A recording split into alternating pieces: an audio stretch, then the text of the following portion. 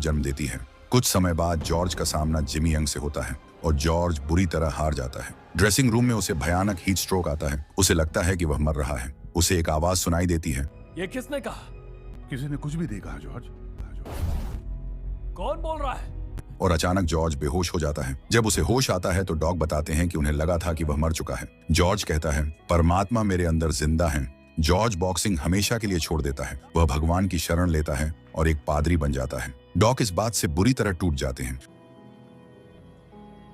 George Mohammad Ali के पास जाकर अपनी पुरानी नफरत के लिए माफी मांगता है और दोनों गहरे दोस्त बन जाते हैं। चर्च में जॉर्ज की मुलाकात मैरी नाम की एक लड़की से होती है। मैरी को शुरुआत में यकीन नहीं होता कि एक खूंखार बॉक्सर पादरी बन सकता है, लेकिन जॉर्ज की सच्चाई देखकर वह उसकी हो जाती है। दोनों शादी कर लेते हैं और 7 साल बाद जॉर्ज अपना खुद का चर्च खोल लेता है। जॉर्ज ने एक यूथ सेंटर भी खोल लिया था जो बहुत अच्छा चल रहा था, लेकिन एक दिन अचानक वहां की बिजली कट जाती है। जॉर्ज को पता चलता है कि डेसमंड ने उसका सारा पैसा हाई रिस्क स्टॉक्स में लगाकर डुबा दिया है। बैंक जॉर्ज के चर्च और उसकी मां के घर को नीलाम करने की धमकी देता है। गुस्से में पागल जॉर्ज डेसमंड को ढूंढ निकालता है और उसे लगभग जान से मार ही देता है, लेकिन फिर खुद को रोककर उसे माफ कर देता है। अपना सब कुछ बचाने के लिए जॉर्ज एक नामुमकिन फैसला लेता है। वह वापस बॉक्सिंग रिंग में उतरेगा। वह डॉग के पास जाता है। डॉग उसे याद दिलाते हैं कि जब महान जो लुइस ने कमबैक किया था तो रिंग में उनकी लगभग जान चली गई थी। तुम बूढ़े हो चुके हो जॉर्ज, लोग इसे एक सर्कस कहेंगे। लेकिन जॉर्ज डॉग को उन्हीं के पुराने शब्द याद दिलाता है